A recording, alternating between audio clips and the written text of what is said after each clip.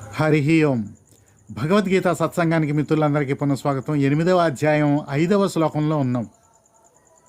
అంతకాలేచ మామేవ స్మరన్ ముక్త్యా కలేబరం యః ప్రయాతి స మద్భావం యాతి నా అస్తి అత్ర సంశయః. అంత్యకాలంలో నన్నే స్మరిస్తూ, అంటే పురుషోత్తముని, ఆయన గురించి మనం చెప్పుకున్నాం. మన జీవాత్మకి అధిదేవత, ఆయన యొక్క ప్రతిబింబమే మన ఆత్మ సాక్షి. ఈ అద్దంలో ఉన్న సూర్యుడిని చూడాలి. అద్దం మకిలి లేకుండా నిర్మలత్వం అయిపోయి దాంట్లో సూర్య భగవానుడిని, అంటే పరమాత్మని దర్శించగలగాలి అంత్యకాలంలో. అలా గనక ఆ భగవంతుడిని మనం దర్శించగలిగితే గనక మద్భావం యాతి, ఆయన యొక్క భావాన్ని పొందుతాము. దీంట్లో సంశయమే లేదు అంటున్నారు కృష్ణ పరమాత్మ, ఖచ్చితంగా చెప్తున్నారు. అయితే అంత్యకాలంలో మనం భగవంతుణ్ణి దర్శించడానికి సిద్ధంగా ఉన్నామా లేదా అనేది ఇప్పుడు చేస్తున్న సాధన మీద ఆధారపడి ఉంటుంది. ప్రతిరోజు కనీసం 2 నిమిషాలైనా సరే భగవన్నామం స్మరించడానికి కేటాయించాలి. వీలున్నప్పుడు సత్సంగాల్లో పాల్గొనాలి.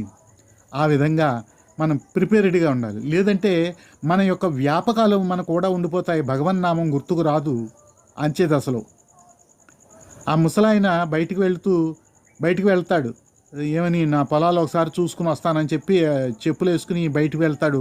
ఆ గమ్మం దాటిన తర్వాత ఎందుకు వెళ్ళాడో మర్చిపోయి దారిపోయే వాళ్ళందరినీ క్వశ్చన్ మార్క్ ఫేస్ పెట్టుకుని అలా చూస్తూ ఉంటాడు.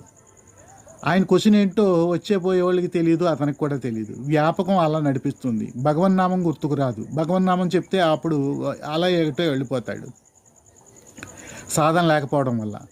ఆ ముసలమ్మ ఏం చేస్తుందంటే, బాగా ముసలమ్మ పొద్దున్నే అలా బయటికి వెళ్ళి వీళ్ళతోటి ముచ్చట్లు పెడుతుంది. తన మనవరాలకో పెళ్లి చేయడం గురించి, ఆ పెళ్లి సంబంధాలు చూడడంలో పడిపోతుంది. ఇంట్లో వాళ్ళేమో ఎక్కడికి వెళ్ళిపోయిందో అని వెతుక్కుంటూ ఉంటారు. పెట్టింది తిని అక్కడ ఉండక ఎందుకు ఈ పురాకులు అని తిడుతూ ఉంటారు. ఎందుకంటే ఆవిడ అప్డేట్ అవ్వదు ఇప్పుడున్న కాలమాన పరిస్థితులను బట్టి. వెనకటి రోజుల్లో ఉండిపోయి వెనకటి కబుర్లే చెప్తూ ఉంటుంది. సో ఈ విధంగా భగవన్నామం గుర్తుకు రాకపోవడం చాలా ఇబ్బంది అవుతుంది. అదే సాధన చేస్తే గనక ఆ వృద్ధాప్య సమయంలో భగవన్నామమే గుర్తొస్తూ ఉంటుంది. ధ్యానం చేసుకుంటూ ఉంటారు. 5 నిమిషాలు ధ్యానం చేస్తే ఓ పూట గడిచిపోతుంది. అంటే 5 నిమిషాలు చేసినట్టు అనిపిస్తుంది, ఓ పూట గడిచిపోతుంది. ఇంకో 10 నిమిషాలు ధ్యానం చేసినట్టు అనిపిస్తే ఒక రోజు గడిచిపోతుంది. చాలా సునాయాసంగా వెళ్ళిపోతుంది జీవితం. అలాగే భగవన్నామం, భగవంతుడు గుర్తొస్తాడు అంత్యదశలో. జై శ్రీరామ్, జై శ్రీకృష్ణ. వచ్చే వీడియోలో వచ్చే శ్లోకం గురించి చర్చించుకుందాం. అంతవరకు జై శ్రీరామ్.